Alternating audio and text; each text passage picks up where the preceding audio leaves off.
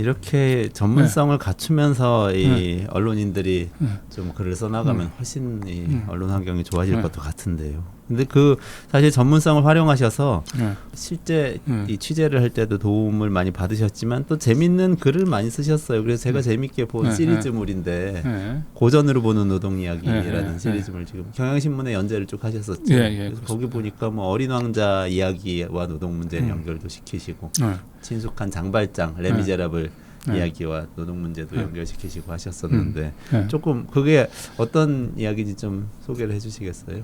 예, 제가 이제 고전으로 보는 노동 이야기는 2008년 이제 제가 8월 그때부터 처음 시작을 했었는데 그때로 이제 되돌아가 보자면은 이제 문재인 정부의 이제 노동 존중 그 철학 노동 존중 정책이 갑자기 뭐 최저임금 인상 때문에 국가 경제가 망가지니 어쩌니 뭐 이러면서 흔히 얘기하는 속도 조절론 얘기가 나왔잖아요.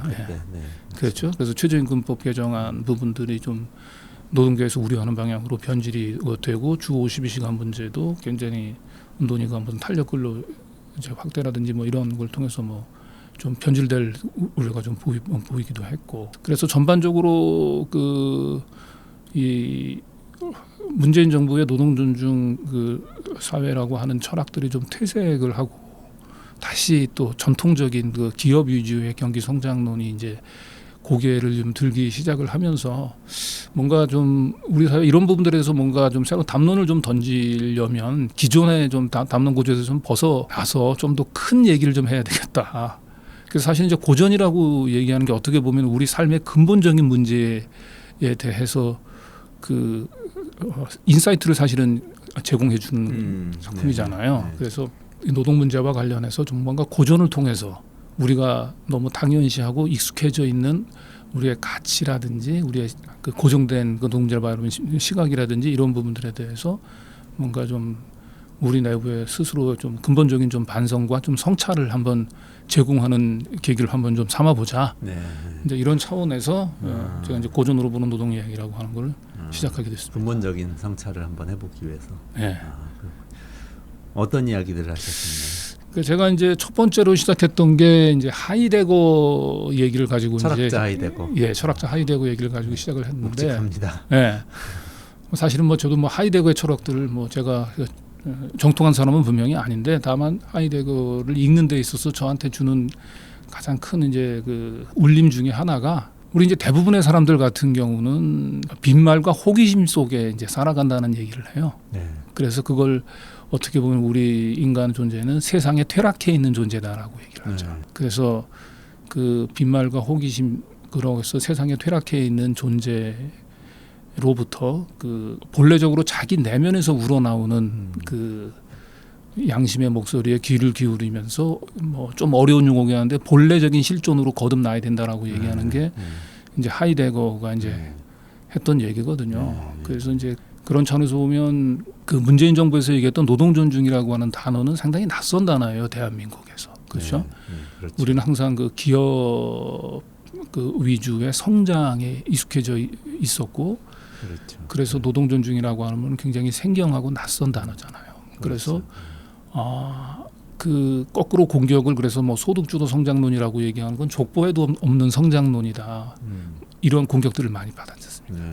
그래서 그런 공격들은 어떻게 보면 우리 사회를 지배하는 주류적인 담론, 지배적인 담론.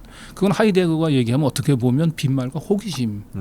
그래서 그것으로부터 깨어나서 우리가 놓치고 있는 정말로 중요한 가치, 인간의 본래적인 실존의 문제 이런 부분들을 되돌아보기 위해서는 사실은 거꾸로 족보에 없다라고 얘기하는 부분들이 거꾸로 보면 기존의 그 빈말과 호기심 우리 세상을 지배하는 그거로부터 벗어나서 뭔가 새로운 인간의 그 가능성들을 발견한다는 차원에서 오히려 족보에 없는 얘기일수록 더 저는 귀를 기울이고 그게 인간의 본래적인 실존으로 거듭날 수 되는 계기로 삼을 수 있다.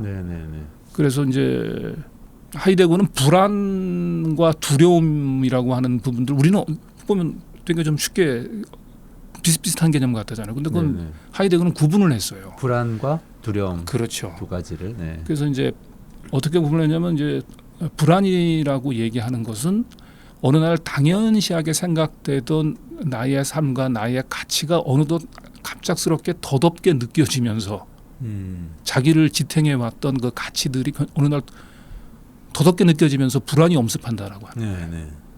반면에 이제 두려움이라고 얘기하는 거는 기존에 자기가 가치 있다고 느끼는 것들을 잃을까봐, 그것을 잃어버릴까봐 하는 데서 오는 것이 이제 두려움이라고 얘기를 하거든요. 그런데 하이데거는 불안이라고 하는 것은 그래서 부정적인 정서가 아니라는 거예요. 불안은 외려 새로운 자기의 고유와 자기가 잊고 있었던 본래적인 실존의 가능성을 발견하는 계기로 이어질 수 있다. 발견했기 때문에 그래서 이어질 수 있는데 두려움이라고 얘기하는 것은 결국은 기존 가치 속에서 계속해서 그 식민 지배를 받는 가운데서 그걸 놓치면 어떡할지 모르는 전전긍긍함. 그 분명히 이제 차원이 다른 얘기죠. 그래서 어떻게 보면 그 소득 주도 성장론 얘기들이 그 고용 대란이라고 하는 것들로 막 이어지면서 우리 사회 여러 가지 불안들이 많이 싹 텄잖아요. 그래서 그 불안감들이 저는 두려움으로 바뀌지 않고 그 불안감 속에서 그 우리가 너무 당연시하게 왔었던 기업 위주의 성장론, 삼성 신화, 재벌 공화국 이런 그로부터 벗어나서 진정한 노동 존중 사회로 우리 사회가 가기 위한 새로운 성찰을 할 수 있는 차원에서의 불안감이라고 얘기하면 이건 나는 긍정적인 정서다 이렇게.